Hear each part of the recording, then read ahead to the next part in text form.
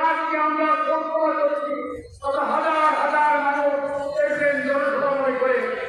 আমি বলতে চাই বাংলাদেশ জাতীয়তাবাদী দল তার নির্বাচন হোক আর 2 মাস পরিণত দেশের মানুষ জাতীয়তাবাদী দলকে ক্ষমতা আনবে, এর বিকল্প কিছু হতে পারে না।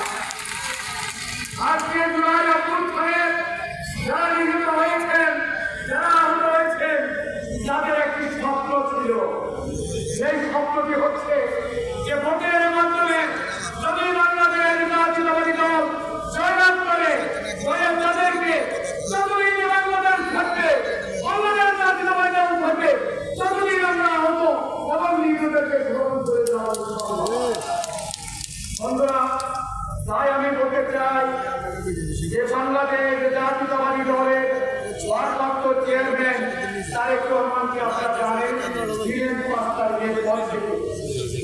আপনারা জানেন যে সবাই সমন্বয়ক তিনি কার্যালয়ে আছে, স্বেচ্ছায় হোক আর ইচ্ছে হোক অনিচ্ছে হোক, তারা কিন্তু একটা বিবৃতি প্রদান করেছে।